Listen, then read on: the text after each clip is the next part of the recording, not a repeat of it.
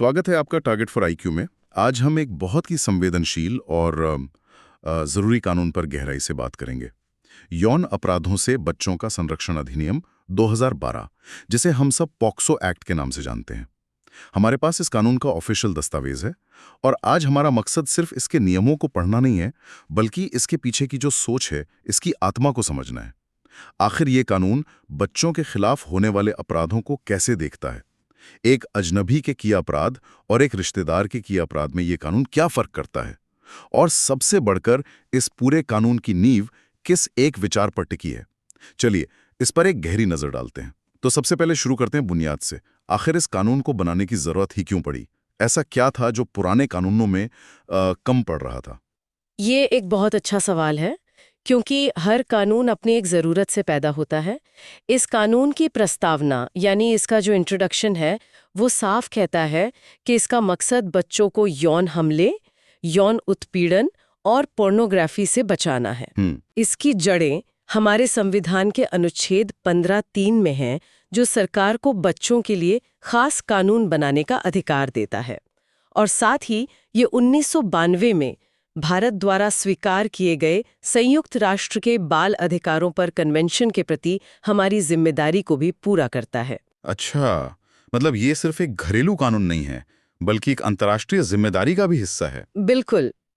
लेकिन अगर आप मुझसे पूछें कि इस कानून की सबसे अहम बात क्या है, तो वो है इसका मार्गदर्शक सिद्धांत, बच्चे का सर्वोत्तम हित। Best interest of the child. जी, ये सिर्फ एक कानूनी जुमला नहीं है।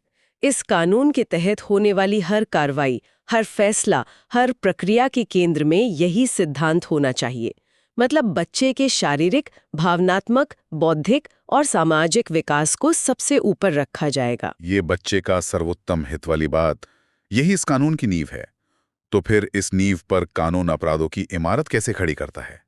लेकिन उससे पहले एक बहुत ही बुनियादी सवाल, कानून की नजर में बच्चा है कौन?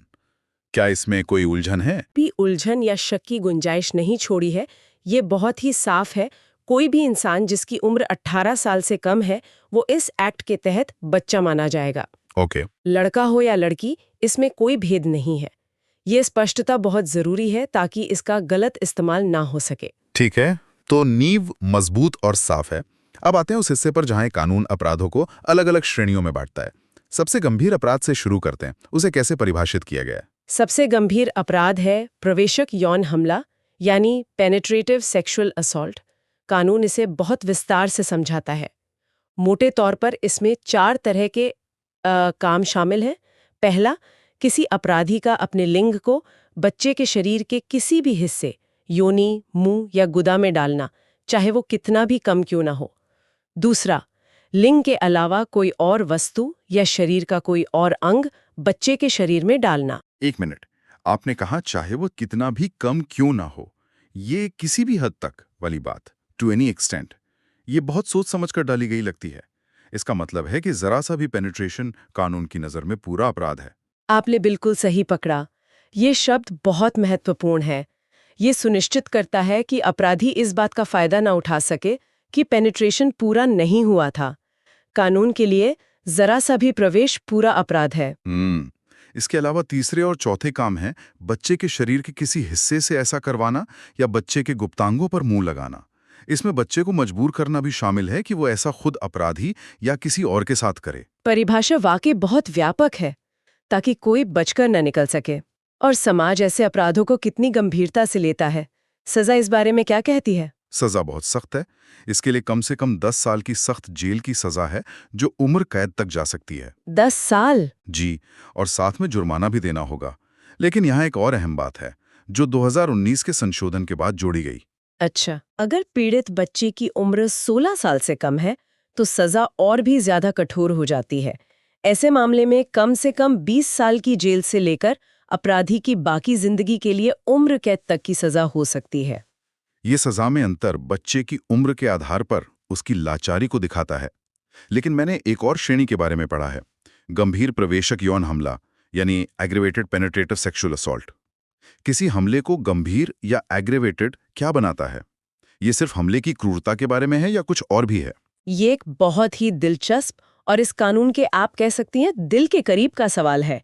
ज्यादातर लोग सोचते होंगे कि गंभीर का मतलब है ज्यादा हिंसा, लेकिन ये कानून इसे अलग तरह से देखता है। ये अपराध के तरीके से ज्यादा अपराध करने वाले व्यक्ति या उन हालातों पर निर्भर करता है। ये दिलचस्प है।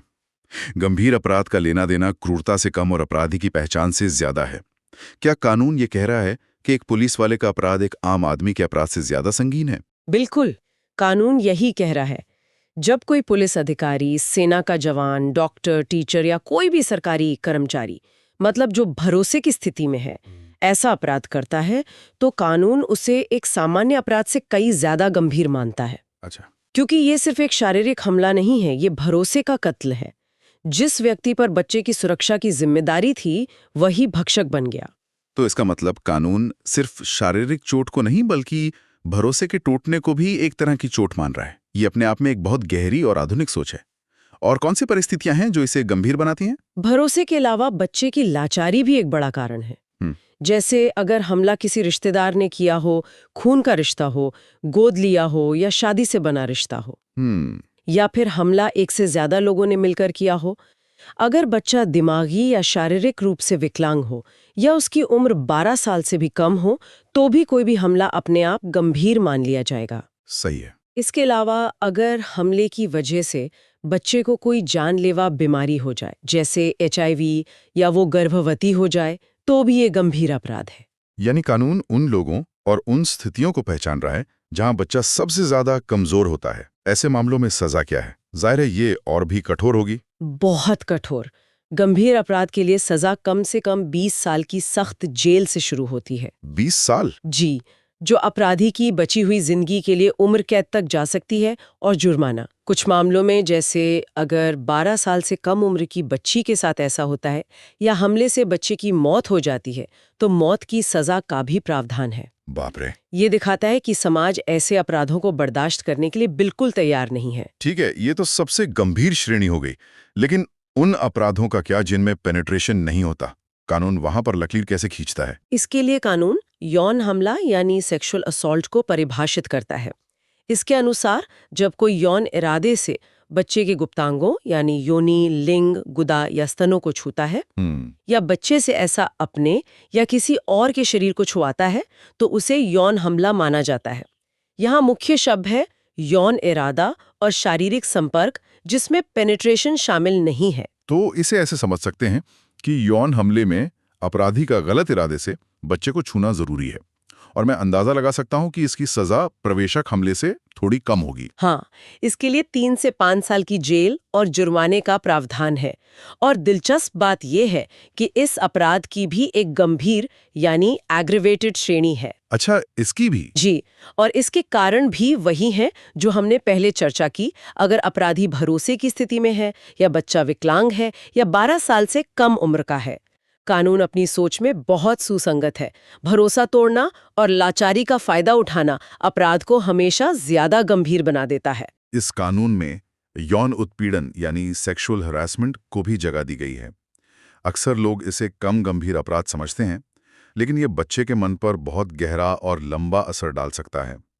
इसमें क्या क्या शामिल है? यौन उत्पीड़न का दायरा काफी बड़ा रखा गया है, और ये दिखाता है कि कानून सिर्फ शारीरिक चोट को ही नहीं बल्कि मानसिक और भावनात्मक चोट को भी पहचानता है। इसमें सिर्फ छूना ही नहीं आता, यौन इरादे से कोई शब्द बोलना, कोई भद्दी आवाज निकालना, कोई इशारा करना या कोई अश्लील चीज दिखाना भी यौन उत्पीड़न है। और मुझे लगता है आज के जमाने के लिए इसमें और भी कुछ होगा। बिल्कुल, इसमें बच्चे का पीछा करना भी शामिल है, चाहे वो असल में गली मोहल्ले में हो या इंटरनेट पर, जिसे हम डिजिटल स्टॉकिंग कहते हैं। सही कहा। और एक बहुत अहम बात, बच्चे की असली या नकली तस्वीर इस्तेमाल करने की धमकी देना भी यौन उत्पीड़न है। इसकी सजा 3 साल तक की जेल और जुर्माना है। ये दिखाता है कि कानून बच्चे को मानसिक रूप से परेशान करने वाले हर काम को अपराध मानता है। अपने डिजिटल स्टॉकिंग का जिक्र किया, और यह हमें इस 2012 के कानून के एक बहुत ही दूरदर्शी पहलू पर लाता है। यह उस वक्त भी आज के डिजिटल अपराधों को संबोधित कर रहा था। चाइल्ड पोर्नोग्राफी के बारे में क्या प्रावधान है? ये वाकई में इस कानून की एक बड़ी खूबी है। ये पोर्नोग्राफिक उद्देश्यों के लिए बच्चे का उपयोग कोई गंभीर अपराध मानता है। इसका मतलब है किसी भी मीडिया में, चाहे वो इंटरनेट हो, कंप्यूटर हो या कोई किताब, यौन संतुष्टि के लिए बच्चे का इस्तेमाल करना। जैसे बच्चे के यौन अंगों को दिखाना, बच्चे को असली या नकली यौन क्रियाओं में शामिल दिखाना, या किसी भी तरह से बच्चे को एक यौन वस्तु के रूप में पेश करना। लेकिन टेक्नोलॉजी तो बहुत तेजी से बदल रही है। आज डीप फेक और एआई का जमाना है। क्या कानून इसके लिए तैयार है? ये एक शानदार सवाल है और इसका जवाब हाँ है। 2019 में हुए संशोधन ने इस परिभाषा को और भी मजबूत बना दिया है।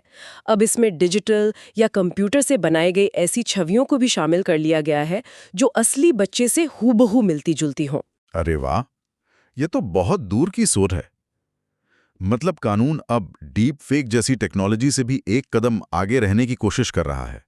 ये वाकई काबिले तारीफ है। बिल्कुल, ये दिखाता है कि कानून एक स्थिर दस्तावेज नहीं है, बल्कि ये समाज और तकनीक के साथ विकसित हो रहा है। इसका मकसद साफ है, किसी भी रूप में बच्चे के यौन शोषण को रोकना, चाहे वो असली हो या डिजिटल। तो इस पूरी बातचीत के बाद इस कानूनी दस्तावेज से सबसे बड़ा सबक क्या मिलता है? हमने एक बहुत ही विस्तृत और परत दर परत ढांचा देखा, जहां अपराधों को उनकी गंभीरता के आधार पर बहुत बारीकी से बांटा गया है। मुझे लगता है सबसे बड़ी बात यह है कि ये कानून पूरी तरह से बाल केंद्रित है, चाइल्ड सेंट्रिक है। इसका मकसद सिर्फ अपराधी को जेल भेजना नहीं है, बल्कि अपराध को उस तरह से समझना है जैसे एक बच्चा उसे महसूस करता है। ये बच्चों की विशेष कमजोरी, भरोसे के टूटने के दर्द और नुकसान की अलग-अलग गहराइयों को पहचानता है।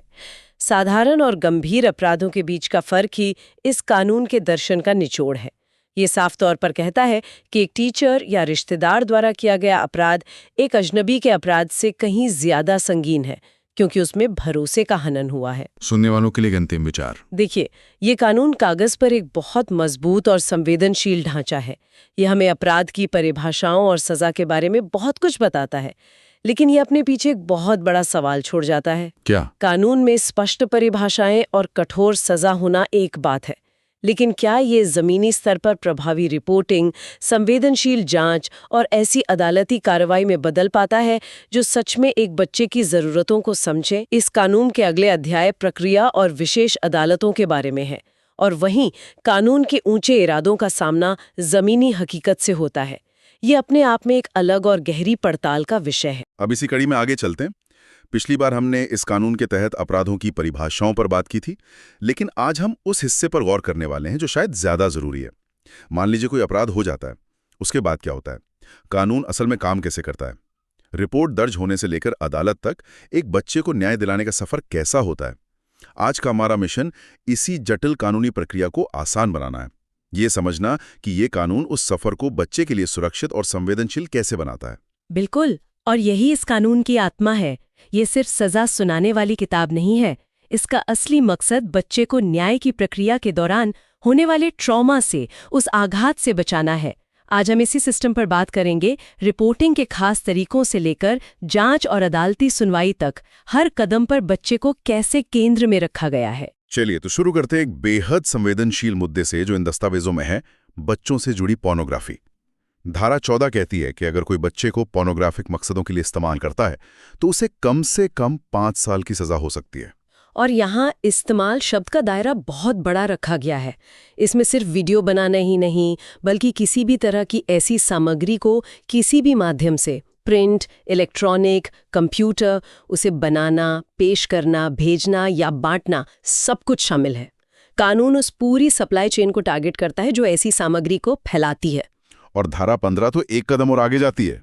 वो कहती है कि अगर किसी के पास ऐसी सामग्री है भी तो उसे रखना भी अपराध है। ये थोड़ा पेचीदा लगता है। मान लीजिए किसी के फोन पर अनजाने में कोई ऐसी चीज आ गई, तो क्या वो भी अपराधी हो गया? एक बहुत अच्छा सवाल है, और कानून यहाँ इरादे यानी इंटेंशन को बहुत महत्व देता है। कानून इसमें 3 स्तर बनाता है। पहला, अगर आपके पास ऐसी सामग्री है और आपका इरादा उसे आगे शेयर करने का है, तो ये एक अपराध है जिसके लिए जुर्माना है। दूसरा, अगर आप उसे रिपोर्ट करने के अलावा किसी भी और मकसद से रखते हैं, तो 3 साल तक की जेल हो सकती है। और तीसरा स्तर जो सबसे गंभीर है, वो है व्यावसायिक इस्तेमाल। बिल्कुल, अगर कोई ऐसी सामग्री को व्यावसायिक फायदे के लिए, मतलब पैसे कमाने के लिए रखता है, तो सजा बहुत गंभीर है। पहली बार में 3 से 5 साल की कैद और जुर्माना, और दोबारा करने पर 5 से 7 साल। ये साफ दिखाता है कि कानून मुनाफे के लिए बच्चों के शोषण को कतई बर्दाश्त नहीं करता। ठीक है, ये तो हुई सीधे तौर पर अपराध करने वालों की बात। लेकिन अक्सर ऐसे अपराधों में पीछे कई लोग होते हैं जो मदद करते हैं। उनका क्या, जो अपराध में उकसाते हैं या साथ देते हैं? कानून की नज़र में उकसाना यानी अबेटमेंट भी उतना ही गंभीर अपराध है। इसके 3 मुख्य पहलू हैं: किसी को अपराध करने के लिए भड़काना, किसी के साथ मिलकर साजिश रचना, या जानबूझकर किसी काम से या कोई काम न करके अपराध में मदद करना। इसे थोड़ा और आसान करते हैं। तो अगर कोई अपराधी को सिर्फ गाड़ी मुहैया कराता है या उसे बताता है कि बच्चा स्कूल से कब अकेला निकलता है, तो वो भी उतना ही बड़ा अपराधी माना जाएगा? हाँ, बिल्कुल सही पकड़ा आपने। धारा 17 के तहत उकसाने वाले को भी वही सजा मिलती है जो मुख्य अपराधी को मिलती है। कानून ये मानता है कि अपराध को संभव बनाने वाला भी उतना ही जिम्मेदार है जितना कि अपराध करने वाला। पूरा इकोसिस्टम जिम्मेदार है। और अगर कोई अपराध करने की कोशिश करता है लेकिन कामयाब नहीं हो पाता, मान लीजिए कोई अपराध की तैयारी कर रहा था लेकिन उसे अंजाम देने से पहले ही पकड़ लिया गया। धारा 18 के तहत अपराध करने का प्रयास भी दंडनीय है। इसमें उस अपराध के लिए जो भी सजा तय हो उसकी आधी सजा हो सकती है। मतलब सिर्फ गलत इरादा रखना और उस दिशा में कदम उठाना भी कानून की नज़र में एक जुर्म है।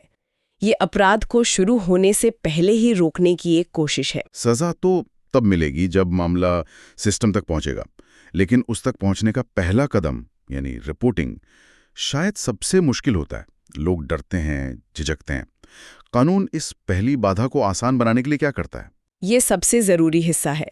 धारा 19 कहती है कि कोई भी व्यक्ति जिसे अपराध की आशंका हो या जानकारी हो वो पुलिस को बता सकता है। लेकिन इसकी सबसे खास बात है धारा 19(7) में।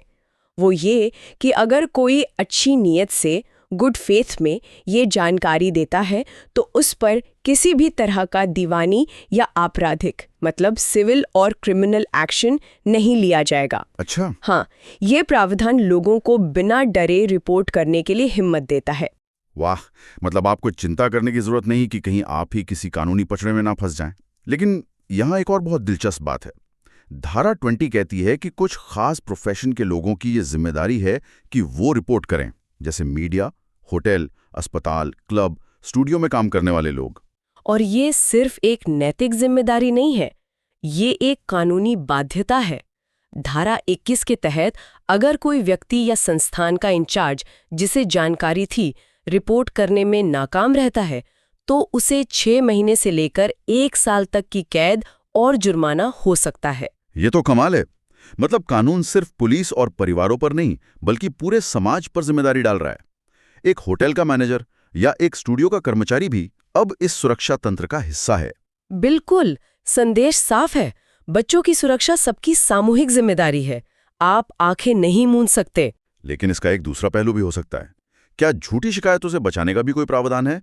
क्योंकि किसी पर ऐसा आरोप लगना ही अपने आप में बहुत बड़ी सजा है। हाँ, कानून ने इस बात का भी ध्यान रखा है। धारा 22 में इसका साफ जिक्र है। अगर कोई किसी को परेशान करने, धमकाने या बदनाम करने के इरादे से झूठी शिकायत करता है तो उसे 6 महीने तक की जेल हो सकती है। लेकिन यहाँ एक बहुत ज़रूरी बात है।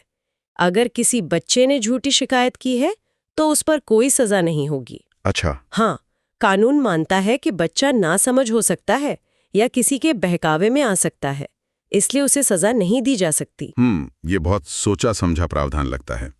बच्चे को हमेशा सुरक्षा देनी है चाहे जो हो। चलिए, रिपोर्टिंग हो गई, अब जांच का मरहला आता है।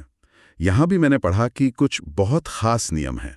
जैसे धारा 24 कहती है कि बच्चे का बयान पुलिस स्टेशन में नहीं लिया जाएगा। हाँ, और ये बच्चे के मनोविज्ञान को ध्यान में रखकर बनाया गया नियम है। बयान बच्चे के घर पर या उसकी पसंद की किसी सुरक्षित जगह पर लिया जाएगा और जहां तक हो सके एक महिला पुलिस अधिकारी लेगी जो पुलिस की वर्दी में नहीं होगी। वर्दी में नहीं होगी, ये तो बहुत छोटी सी बात लगती है पर इसका असर बहुत बड़ा होगा। बहुत बड़ा।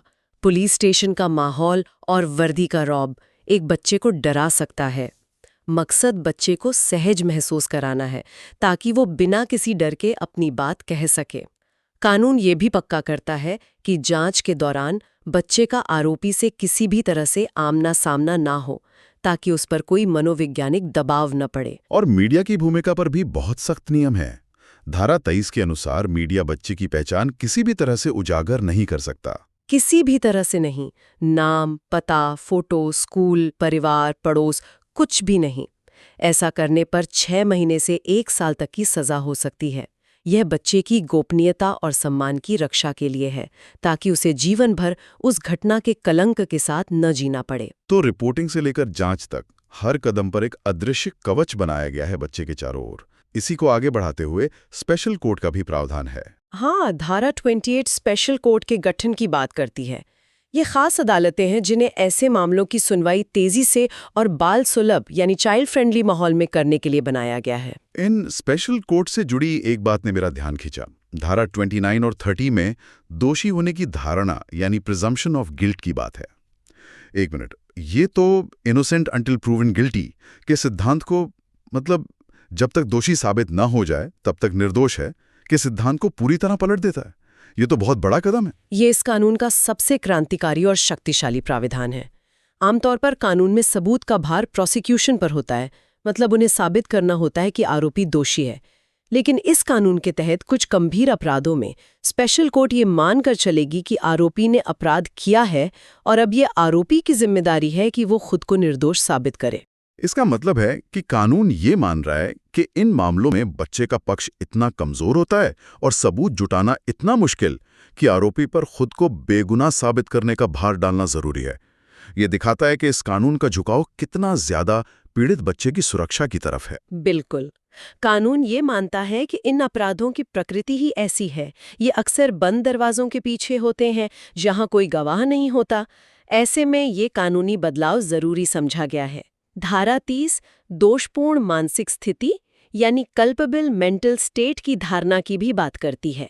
मतलब अदालत ये भी मान लेगी कि आरोपी का इरादा, मकसद या जानकारी अपराध करने की थी। तो ये तो पूरा केस ही पलट देता है। अब अदालती सुनवाई पर आते हैं। वहां भी बच्चे की सुविधा का पूरा ध्यान रखा गया है। हाँ, हर स्तर पर। जैसे धारा 33 कहती है कि बच्चे को गवाही के लिए बार बार नहीं बुलाया जाएगा, ताकि उसे वो दर्दनाक वाकया बार बार याद न करना पड़े।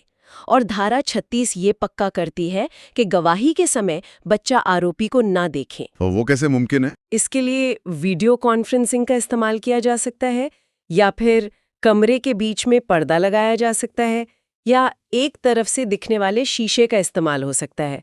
मकसद ये है कि बच्चा आरोपी को देखकर डरे नहीं और खुलकर अपनी गवाही दे सके। अदालत को ये भी सुनिश्चित करना होता है कि बच्चे से जिरह के दौरान अपमानजनक सवाल न पूछे जाएं या उसके चरित्र पर लांछन न लगाया जाए। तो इस पूरी चर्चा से जो तस्वीर उभर रही है वो ये है कि ये कानून सिर्फ अपराध और सजा की लिस्ट नहीं है। इसका हर प्रावधान, रिपोर्टिंग के पहले फोन कॉल से लेकर अदालत के आखिरी फैसले तक, बच्चे को एक सुरक्षा कवच देने के लिए बनाया गया है। बिल्कुल सही। आपने सही शब्द इस्तेमाल किया, सुरक्षा कवच। कानून एक बाल सुलभ चाइल्ड फ्रेंडली न्याय प्रणाली बनाने की कोशिश करता है। चाहे वो पुलिस का बिना वर्दी के बयान लेना हो, स्पेशल कोर्ट का गठन हो, आरोपी से बच्चे का सामना ना होने देना हो, या बच्चे की पहचान को गुप्त रखना हो, हर कदम इसी सोच को दिखाता है। यह कानून मानता है कि पीड़ित बच्चा है और पूरी की पूरी व्यवस्था को उसके प्रति संवेदनशील होना होगा, न कि बच्चे को कठोर व्यवस्था के हिसाब से ढलना पड़ेगा। यहाँ आते जाते एक विचार, इस दस्तावेज में धारा 43 का भी उल्लेख है, जो केंद्र और राज्य सरकारों को इस कानून के बारे में जनता में जागरूकता फैलाने की जिम्मेदारी देती है। ये सोचने पर मजबूर करता है कि क्या एक इतना मजबूत और संवेदनशील कानून बना देना ही काफी है, या फिर समाज के हर व्यक्ति तक इसकी जानकारी पहुंचाना भी उतना ही जरूरी है, ताकि ये प्रावधान सिर्फ कानून की किताबों में न रह जाएं, बल्कि असल में बच्चों के लिए एक हकीकत बन सके।